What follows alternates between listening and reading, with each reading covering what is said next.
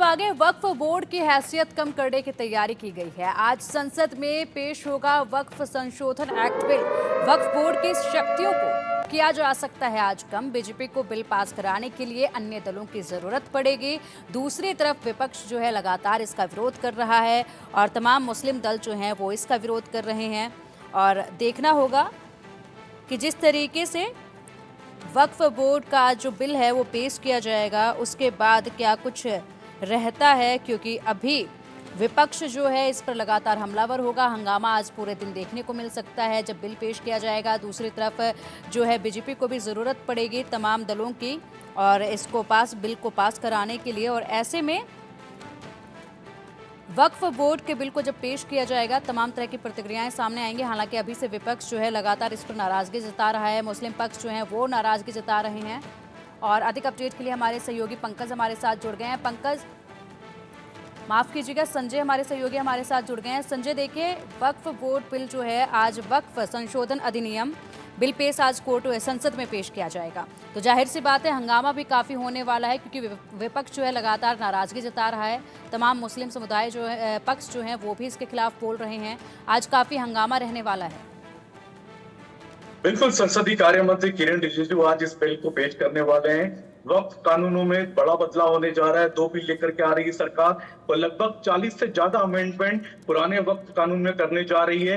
कल पीएससी की बैठक हुई थी जिसमें सभी राजनीतिक दलों के प्रतिनिधि शामिल थे और इस बैठक में लगभग सभी राजनीतिक दलों ने इस बिल का विरोध किया। सबका कहना था कि इसको सेलेक्ट कमेटी में भेजना चाहिए, पार्लियामेंट्री कमेटी में भेजना चाहिए। पहले पार्लियामेंट्री कमेटी में विचार होना चाहिए कि आखिर क्या क्या बदलाव होना जरूरी है और सभी स्टेक होल्डर से भी इस पे बात होना चाहिए, उसके बाद बिल को लाना चाहिए। जहां तक बात है एनडीए के सहयोगी दलों की, तो उस पर जनता दल यू और टीडीपी, यहाँ पर इनकी भी कुछ बातें ऐसी थी जो ये चाहते थे कि पहले स्टेक होल्डर से बात करें उसके बाद में इस बिल को लागू करें। ऐसा ना हो कि बिल के बाद में जो जितने स्टेक होल्डर या मुस्लिम समाज है वो नाराज हो जाए, उनको कहीं परेशानी का सामना करना पड़े। लेकिन सरकार ने सभी से बात की है और अब सरकार बिल लाने की तैयारी कर रही है। आज इस बिल को पेश किया जाएगा और बड़ा बदलाव वक्फ कानूनों में देखने को मिलेगा। आपको किरण रिजिजू ने यह भी बताया था कि वक्फ कानूनों को लेकर के, वक्फ संपत्ति की लूट को लेकर के सरकार को पिछले कई सालों से कई सारी शिकायतें मिल रही थी, तो ये कानून में बदलाव करना बड़ा जरूरी था। सरकार चाहती है कि इसका लाभ जितने भी वांछित लोग हैं उन सबको मिले, लेकिन दुरुपयोग कोई ना कर पाए। वक्फ संपत्ति की लूट नहीं होना चाहिए, इस लूट को रोकने के लिए कानून लाया जा रहा है। इसमें किसी की संपत्ति हड़पने की कोई बात नहीं है। जहां तक मुसलमानों की बात है, जो विरोधी दल आरोप लगा रहे हैं कि मुसलमानों की संपत्ति हड़पी जाएगी, तो ऐसी कोई बात नहीं है। इस कानून को खाली लीगलाइज किया जाएगा, इस कानून में कुछ जो कमियां हैं उनको दूर किया जाएगा। बिल्कुल बिल्कुल। और वहीं संजय, इसी के साथ जो है विपक्षी दलों ने आग्रह किया है कि इस संशोधन को स्थायी समिति को भेजा जाए ताकि इस पर विचार किया जाए। बिल्कुल, standing committee, select committee, parliamentary committee को भेजने की बात कही जा रही है कि इस बिल में कुछ कमियां आए उनको पहले दुरुस्त कर लिया जाए, पहले पार्लियामेंट्री कमेटी में विचार कर लिया जाए। तो सरकार ने ये कहा है कि सभी की भावनाओं को ध्यान में रख करके बिल लाया जाएगा। तो सरकार इसमें 40 से ज्यादा अमेंडमेंट करने जा रही है पुराने वक्फ कानूनों में और इस बिल को सभी को जब चर्चा होगी तो सरकार उसको अमेंडमेंट के लिए तैयार रहेगी। तो ये जो बिल है, बिल की कॉपियां सभी सांसदों को वितरित कर दी गई है, तो सभी सांसद इस बिल पर बोलेंगे भी। जब वक्फ कानून पेश होगा, वक्फ का बिल पेश होगा, इसमें कई सारे अमेंडमेंट भी आ सकते हैं क्योंकि लगभग सारी विपक्षी पार्टियां इस बिल का विरोध करती नजर आ रही। और इसी के साथ संजय, अगर बात की जाए तो बीजेपी को इस बिल को पास करवाने के लिए दूसरे दलों की भी जरूरत पड़ेगी, तो इसको लेकर किस तरीके का गणित रहेगा?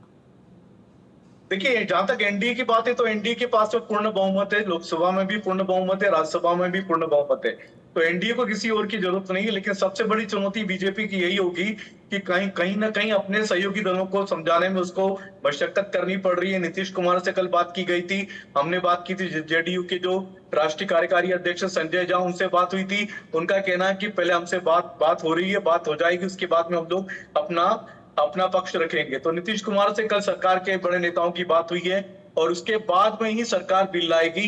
जब तक एनडीए के सहयोगी दोनों से बात नहीं होगी, उसके बिना एनडीए सरकार या बीजेपी सरकार, केंद्र सरकार बिल नहीं ला सकती, क्योंकि उसको अपने सहयोगी दलों की जरूर पड़ेगी। टीडीपी के नेता चंद्रबाबू नायडू से भी इस बिल पर बात हुई कि हम किसी का हक छीनने नहीं जा रहे, हम इस बिल को लीगलाइज करने जा रहे हैं। इसकी कुछ कमियां हैं, उन कमियों को दूर करने जा रहे हैं।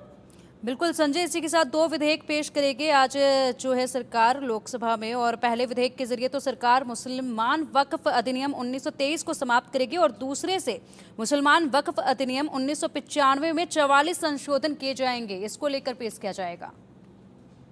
बिल्कुल, ये जो बड़े संशोधन है, इनमें जो अमेंडमेंट है, इनमें कई सारे अमेंडमेंट है। वक्फ कमेटियों में अब महिलाओं की भूमिका होगी, महिला सदस्य को रखना अनिवार्य किया जाएगा।